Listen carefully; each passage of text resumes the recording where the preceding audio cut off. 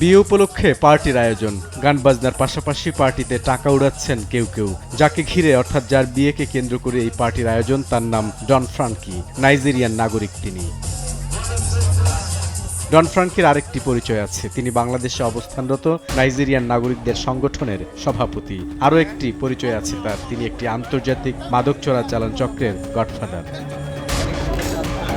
24 জানুয়ারি হযরত শাহজালাল আন্তর্জাতিক বিমানবন্দরে 8 কেজি 300 গ্রাম কোকেন সহ মালাউইর নাগরিক নোমথান্দাজো টাওয়েরা সোকোকে গ্রেফতার করা হয়। এটি এখন পর্যন্ত দেশে জব্দকৃত কোকেনের সবচেয়ে বড় চালান, যার বাজার মূল্য 100 কোটি টাকা। এ ঘটনায় এখন পর্যন্ত গ্রেফতার করা হয়েছে 8 জনকে। তাদের মধ্যে 7 জনই আদালতে স্বীকারোক্তিমূলক জবানবন্দি দিয়েছেন। কোকেন চোরাচালানের ঘটনায় হওয়া মামলার তদন্তে অগ্রগতিও হয়েছে বেশ। সামনে এসেছে এর আর্থিক নেটওয়ার্ক। 1, 2, 3 ঢাকায় জমি জিতে নিন 100% ক্যাশব্যাক সহ 20 কোটি টাকার পুরস্কার।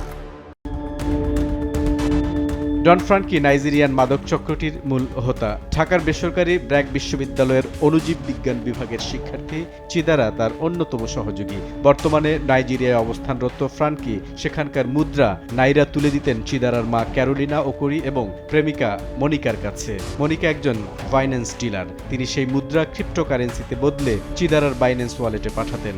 নাইজেরিয়া থাকা অবস্থায় চিদারা তার বাইন্যান্স অ্যাকাউন্ট খোলেন। দীর্ঘ সময় বাংলাদেশে থাকায় তার হিসাবটি স্থগিত করে বাইন্যান্স কর্তৃপক্ষ। তখন থেকে চক্রের বাংলাদেশি এক সদস্যের ওয়ালেটে টাকা আসতে থাকে। এই সদস্যের নাম পরিচয় পেয়েছে মাদকদ্রব্য নিয়ন্ত্রণ অধিদপ্তর। কাকে কত টাকা দিতে হবে সেই তালিকা নাইজেরিয়া থেকে অস্কারের কাছে পাঠাতেন ফ্রাঙ্কি। অস্কার সেই তালিকা দিতেন চিদারাকে, চিদারা সেই তালিকা দিতেন বাংলাদেশি একজনকে, যাকে খুঁজছে ডিএনসি। প্রত্যেকেই কিন্তু ডন ফ্রাঙ্কি এবং উইজলি হচ্ছে ডন ফ্রাঙ্কির কাজিন। ডন ফ্রাঙ্কির অবর্তমানে উইজলি কিন্তু এই বাংলাদেশের এই পোর্শনটা সে হ্যান্ডেল করতো। বাংলাদেশে কারো সহযোগিতায় এটাকে এনক্যাশ করে বিভিন্ন পেমেন্ট পরিশোধ করে, কিছু পেমেন্ট চলে যায় বাইরে, কিছু বাংলাদেশে থেকে যায়। আমরা এই পর্যন্ত বলছি। আর আমরা আরও কিছু তথ্য প্রদান পেয়েছি। আমি জানি ইতিমধ্যে আমরা মানি লন্ডারিং, এখানে যেটা হয়েছে মানি লন্ডারিং, আমরা ইনকোয়ারি শুরু করেছি। তদন্ত সংশ্লিষ্ট সূত্র বলছে কোকেনের কারবার চালান মূলত ডন ফ্রাঙ্কি এবং তার ভাই ডন উইজলি। উইজলি বর্তমানে ভারতে অবস্থান করছেন। বাংলাদেশ হয়ে কোকেনের প্রাথমিক গন্তব্য ছিল ভারত, সেখান থেকে ইউরোপ আমেরিকার কোনো দেশ। 1, 2, 3 ঢাকায় জমি জিতে নিন 100% ক্যাশব্যাক সহ 20 কোটি টাকার পুরস্কার।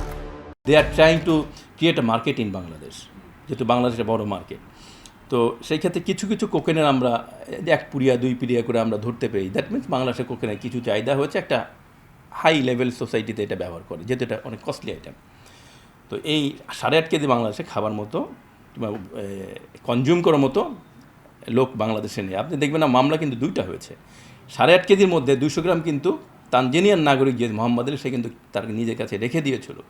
আর বাকি 8.3 কেজি কিন্তু আমরা আরেকটা মামলা প্রথম ধরেছি। দ্যাট মিনস ওই 200 গ্রাম কিন্তু বাংলাদেশে ব্যবহারের জন্য রেখেছিল, আর বাকিটা বাংলাদেশের বাইরে চলে যেত। এবং আমরা যে যতটুকু তথ্য প্রমাণ পেয়েছি যে উইজলি কিন্তু একটা লাগেজ অলরেডি ইন্ডিয়াতে নিয়ে গেছে। দ্যাট মিনস আমরা যেটা ধারণা করছি যে বাংলাদেশ হয়ে ইন্ডিয়া হয়ে সাম আদার প্লেসে, that mean Europe, America, Australia, বড় বড় যে সমস্ত ইউরোপিয়ান কান্ট্রিগুলো আছে, এখানে একটা ছড়িয়ে যায়।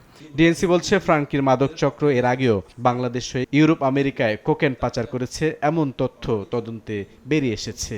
আরও অনেক চালান প্রিভিয়াসলি চলে গেছে। বুলবুল রেজা, সময় সংবাদ, ঢাকা।